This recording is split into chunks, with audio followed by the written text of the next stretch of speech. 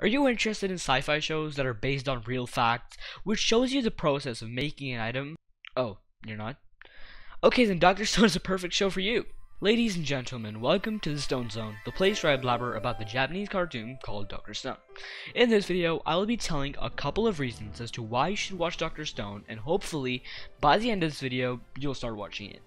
This video will be spoiler free, so if you're thinking to start watching anime because your friend is forcing you to, this video will help you start your anime journey. Also, this channel will be revolving around Dr. Stone content in the future, which I hope you're gonna enjoy. If you have any recommendations to what I should do in the future, make sure to comment that down below. Watch until the end if you want a free cookie, and with that being said, let's get right into it. Also, 82.5% of you are not subscribed, so please, just kidding, I was just gonna say that I really like cheese. So, the biggest reason as to why you should watch Dr. Stone is because it's a really good show. Thanks for watching, and bye bye. So anyway, here's a short summary of Dr. Stone. One day, a green light appears, petrifying all human beings and swallows roughly 116,763,120,000 seconds, which, by the way, DMC counts. So yeah, 3.7 millennia later, a prodigy teenager by the name of Senku wakes up. He's estimated to have an IQ of 200 or something, and decides to rebuild civilization from scratch because the world kind of resets back into the Stone Age when humans are inactive. Crazy thought, I know.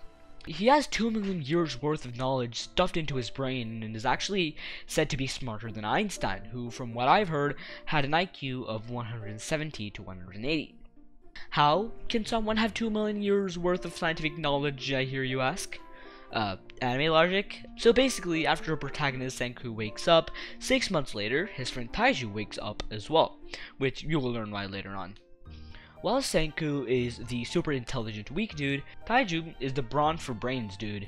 They decide to work together and recreate humanity and sprint back up to the modern time, but you can't restore a 2 million year old civilization with just 2 people, can you? Hope you enjoyed that summary there, and if you want to know more, just try watching it, because it's really easy to get into, at least from my perspective, and most of my friends'. It takes no time to get hooked and drawn into, making it a perfect show for someone who just started watching anime. A lot of people complain that shows like Naruto and One Piece take too long to get hooked on. Most of the newer anime, including Dr. Stone, are really short and easy to watch. There is something unique every episode. But if you're looking for a very action-based anime, check out the most overrated anime there is, Demon Slayer. Now, a big downside to this anime is the characters. They can get a bit tropey and bland. The reason for this is just because of the numerous characters that are introduced in such a short time. There are some characters who go through really good development though. The comedy of this anime is not the greatest. It was never made for comedy either way, so if you want a purely comedic anime, I suggest Saigike. There are obviously some inconsistencies and plot holes, but stuff like that happens when you write a manga about science and literally any other anime. This anime is done very isekai-esque, which, if you don't know the meaning of, it's basically a subgenre where the protagonist is transported from the normal world into a different fantasy world. This is the same, except that the protagonist basically skips 3,700 years into a prehistoric future. So Dr. Stone isn't really this really repetitive anime, which just shows one invention after another and so on. It builds up on each of their creations amazingly and smoothly. This could have gotten really boring, like for example in Food Wars.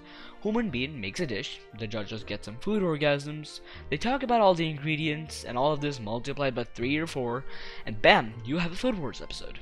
But in Dr. Stone, there are fighting episodes, cooking episodes, your standard shonen shit, like bad guy becoming good guy, season 3 is said to be Sea Journey, etc, etc. But the greatest thing about this is the fact that all of this happens while the basic concept is science. How does weak scrawny dude fight big strong boy even though he's weak and scrawny? Science. How can you make stuff like instant ramen in the Stone Age? Science. How you came to be? Your mom and your dad, actually. Basically, your dad scienced in your mom, and bam, you start to exist 9 months later. So, you might be thinking, ew, I don't want to watch science outside of school. Well, then you're wrong.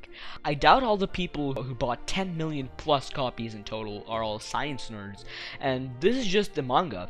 Take my two IRL friends for example. They absolutely despise science, and after watching Dr. Stone, they still despise science. But they said that they enjoyed Dr. Stone, and it was not hard to understand because it's not complicated science. Also, the scientific explanation is completely optional to pay attention to, and there is a lot of plot, even without the most important characteristic of the show.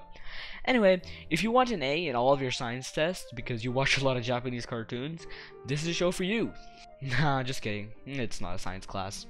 Now, this show appeals to both people who like science and those who don't. The creativity and research that went into this anime makes it my second favorite of all time. You never once stop to think about the progress of humanity and how you're living the life you are right now. This anime definitely makes you appreciate that, and I'm sure this show will change your opinion and vision about science. The same way, for example, Haikyuu made a lot of students interested in volleyball, Dr. Stone made a lot of people interested in science. Not the school aspect of science, but only the cool aspect of it. It shows amazingly that science is not the horrible and hard thing that school turned science into. If I had to sum up the entire show in 3 seconds, it would be a little something like this. Since when the fuck did science become fun? Now, this anime is probably one of the best of its kind. The biggest reason for this is because all of it is based on real facts.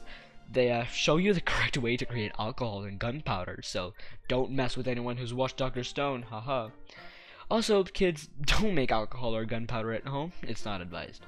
Now, obviously, a green light making every human on the planet into stone is pretty fictional, but the rest of it makes a lot of sense. A lot of research probably went into this manga, and stuff like making coke in the Stone Age is pretty cool. The recipe for the Senku Cola has actually been tested by some YouTubers, and is said to be quite similar to normal coke. Now, this is really cool for something from a Japanese cartoon. Moving on to the character development. In my opinion, it's done great for those who actually need it. A lot of people complain that Dr. Stone does a really bad job when it comes to character development. However, this is not true.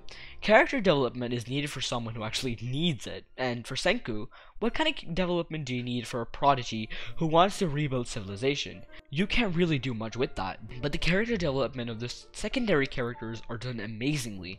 The art style of the anime is very pleasing to the eye, and in the manga as well. A lot of people complain that the woman design in the anime is a bit wanky, but frankly, I don't really see a problem with it, because it's not a big deal. There are a fair share of emotional scenes, even though it can't focus too much on that.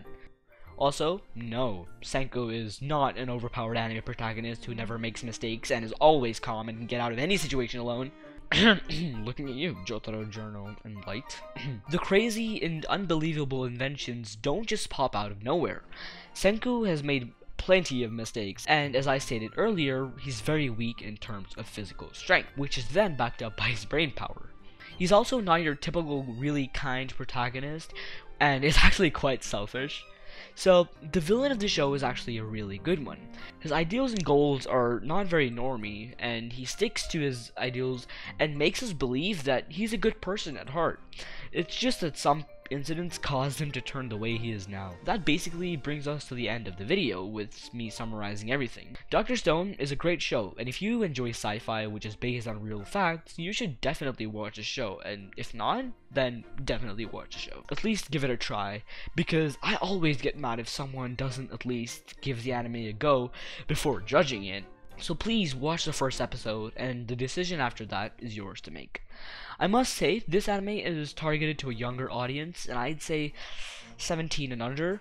It is very short right now, with the anime consisting only of about 30 episodes. I've had a lot of fun with the show, and it's one of the most original concepts when it comes to anime. I hope this video helped you guys, and I'll see you next time. Also, please subscribe.